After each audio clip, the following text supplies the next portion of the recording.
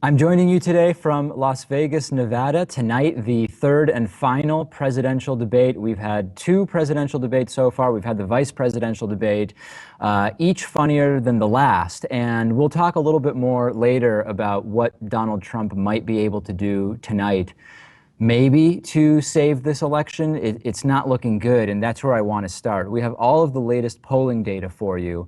Interestingly, usually we have to do this thing where I say, okay, here's how the data looks in a two-way race, and then here's how the data looks in a four-way race when you include Libertarian Gary Johnson as well as Green Party candidate Jill Stein. We don't have to do that today, which is, it's great for our producer Pat because there's just less graphics to track down, but it's also great because the lead that Hillary Clinton now has is effectively the same nationally, whether you do a two-way race or a four-way race. Now, that doesn't mean that Jill Stein or Gary Johnson might not have an impact within one state, and we're going to dig into that. But let's just start with the most general data, looking first at the Real Clear Politics average of recent polling. And again, this is including Gary Johnson and Jill Stein. You'll see that the average lead for Hillary Clinton is now 7.1. And there's a lot of, I mean, I guess the ones emailing me are primarily Trump supporters, but there's a lot of people who don't really understand what this number means. So let's keep the data up as we talk about it. If you look at all of these individual polls that are making up this average, for example, we've got a Fox News poll where Hillary Clinton is +6.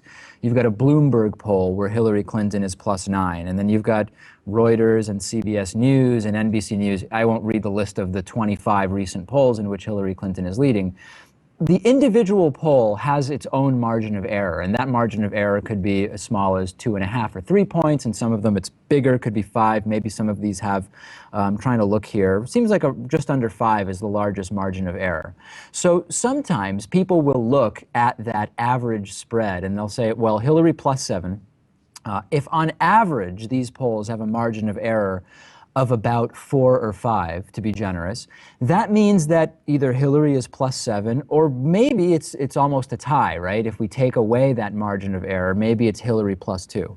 What's usually not included in that very basic analysis for a lot of people is that the way this polling data works is if you have a lead of 7 with a margin of error of 5, that means if you imagine the data on a sort of bell curve, the odds, the probability that Hillary Clinton is only leading by 2 are exactly the same that Hillary Clinton is leading by 12. So anybody who wants to look at the data and say, well, that's the maximum that Hillary Clinton is currently ahead by, it might only be 2. Mathematically, you have to say it could also be 12, right? So that's something that's very important that is missing from a lot of analyses. So again, in an average of recent polling, Hillary Clinton +7. Let's look now at the 538.com, Nate Silver's 538.com forecast. And what this basically does is, and again, confusion about what this means, this is an analysis which says if the election were held today, based on all of the polling data that we have and also additional factors, which Nate Silver calls a polls plus analysis, we would guess that today, if you ran 100 elections, or maybe to make the numbers easier, if you ran the election 1,000 times, 876 of those, or 87.6% of the time, Hillary Clinton would come out the victor. And 124, or 12.4% of the times you run an election simulation with the data we have today, Donald Trump would be the winner. And as you can see, Gary Johnson clocking in at just under 0.1% chance of winning based on the current data. The closer we get to November 8th, the more accurately that this will reflect what is going to happen on voting day. And if you look back at the trend, which we're showing you here, you'll see that Hillary Clinton's lead sort of grew into July, dropped pretty significantly right at the beginning of August, grew again, and then got very, very close at the end of September. And then, of course, we had debate number 2, which was just an atrocious and embarrassing performance for Donald Trump.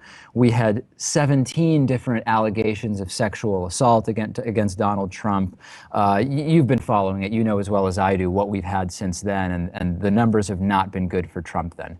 Last thing I want to talk about, this is not, we've been looking at national data. This is basically 50 state elections, 51, right? 50 plus Washington, D.C.